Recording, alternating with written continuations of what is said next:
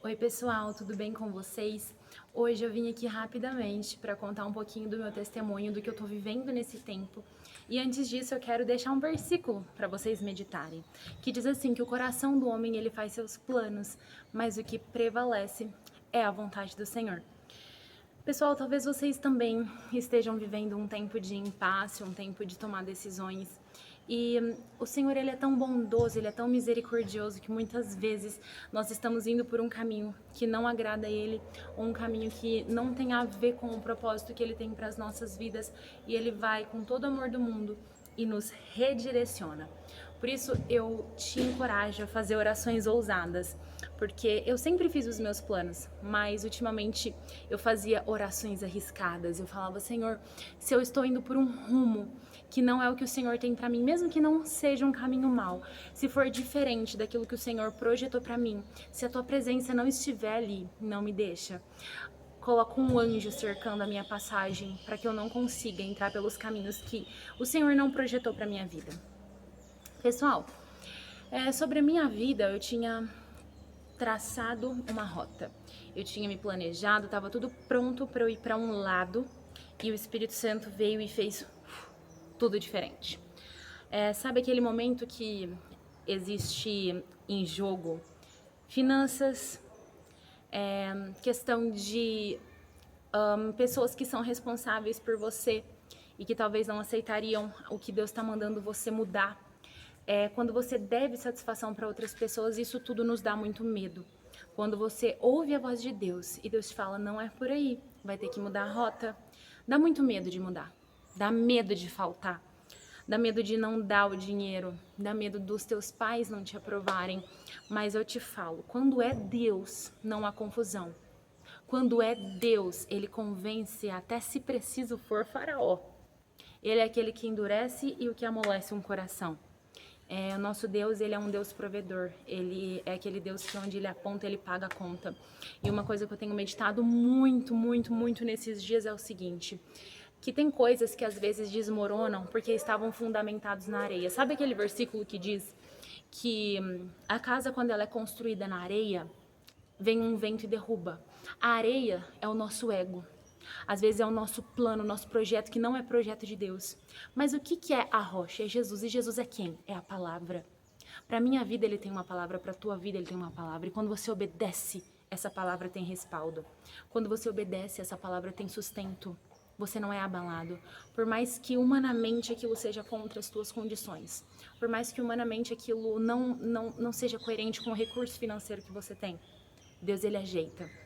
Então, pessoal, como eu disse, eu estava traçado para ir para um lugar, né? Acabei de me formar em zootecnia na Unesp e eu estava traçado com tudo organizado e Deus veio e fez um rebuliço. Um rebuliço bom, mas que na semana foi bem difícil de entender. Como que eu vou poder explicar para vocês? Minha pastora, primeiramente, foi usada por Deus e ela falou: filha, você tem certeza que é essa direção que Deus quer? Eu falei: pastora, eu não sei, mas eu tenho que fazer alguma coisa da minha vida. E eu sempre tive noção do chamado que Deus tem pra mim, que não era essa profissão que eu tava e nenhuma outra, era um ministério com a palavra de Deus. Mas eu falava assim: até isso se cumprir, eu vou fazendo da vida do meu jeito. Bem iludida eu, né? E aí eu falei: não sei, pastora, mas ela me falou assim: por que você não passa uns meses na Jocum, que tem a ETED, que é uma escola de treinamento e discipulado, tem a parte teórica e a parte prática, que a gente vai fazer os evangelismos em outro estado.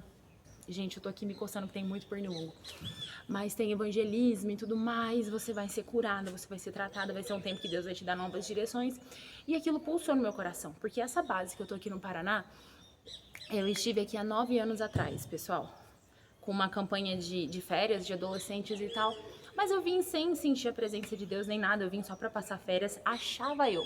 Porque quando Deus tem plano na vida de alguém, ele vai envolvendo aquela pessoa e são sementes lançadas, que no tempo certo elas florescem. Então não desista se você tá plantando semente na vida de alguém, porque uma hora vai florescer. Enfim, pessoal, aí eu liguei aqui na base, que era a base que eu já tinha contato, né? E no meu coração eu queria voltar pra cá, porque é uma paisagem muito linda, ó. Não sei se vai dar pra ver, mas aqui é cheio de pinheiros, ó. É um lugar muito lindo aqui. E eu pensava, um dia eu vou voltar neste lugar. Assim, ficou bom, né? Um dia eu vou voltar nesse lugar. Liguei aqui, ela falou o valor que tava a escola, eu não tinha esse dinheiro. Falei assim, sem chances, beleza. Então eu falei, vou seguir mesmo o plano que eu tinha, né, de ir para outro lugar. Mas Deus é perfeito. No dia 5 de janeiro desse ano, Deus me relembrou de uma palavra que em 2021, numa madrugada foi muito forte, que Deus me deu Esther 2:12. Nem era madrugada, era, sei lá, umas 11 da noite. Mas dizia que antes daquelas moças e de Esther serem apresentadas ao rei, elas passaram por 12 meses de tratamento de beleza, que seriam 6 meses com óleo de mirra e 6 meses com perfumes e cosméticos. E naquele tempo, Deus me disse que seria um tempo de casulo da borboleta, de tratamento, de cura. Só que naquela época não aconteceu nada. Então eu achei, Senhor, será que eu tava louca? Será que não era o Senhor falando comigo naquela época, né? Pensei eu. E aí, dia 6 de janeiro, essa palavra caiu de novo pra mim. E eu questionei Deus em pensamento. Eu falei assim, Deus, será que eu fiquei louca naquela época? Não era a tua voz? Não vai ter tratamento pra mim? Não vai ter cura? Gente, eu saí do trabalho naquele dia, uma irmã muito assim de Deus me mandou Esther 2:12 e um áudio de 5 minutos dizendo que passaria por 6 meses de óleo de mirra, que seria um tempo de liberar perdão, ser curada, arrancar tudo que era fruto do meu próprio ego, tudo que não estava alinhado com a vontade de Deus, um tempo de cura mesmo, de morte do eu. E eu falei, uau, melhor tempo para passar na Jocum não teria, né? E eu soube que era Deus ali. Só que eu falei, aí eu comecei a orar, né? Pôr em oração, já não tava mais sentindo paz mesmo na rota que eu tinha eu mesma feito para mim.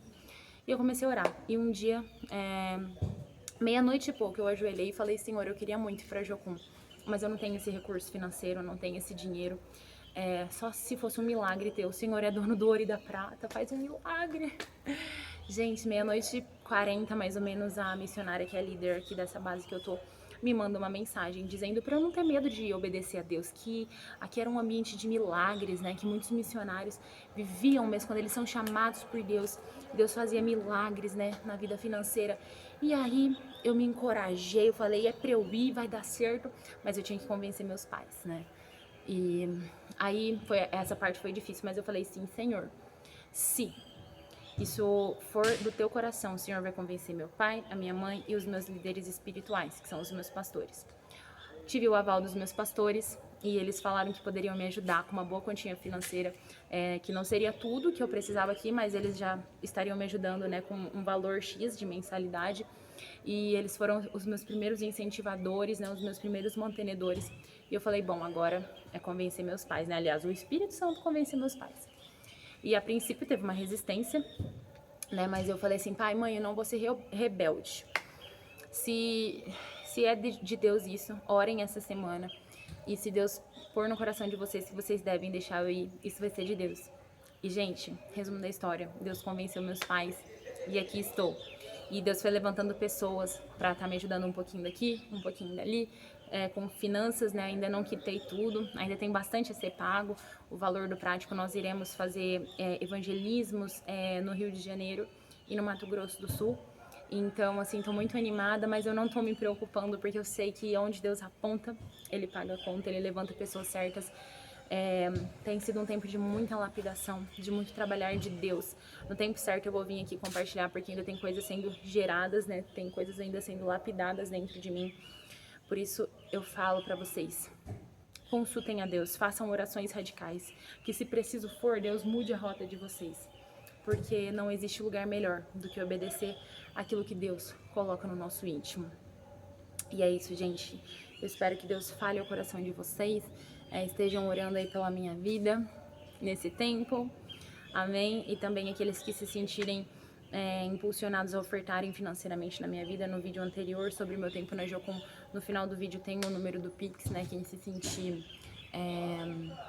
impulsionado mesmo por Deus. Amém? Que Deus abençoe cada um de vocês.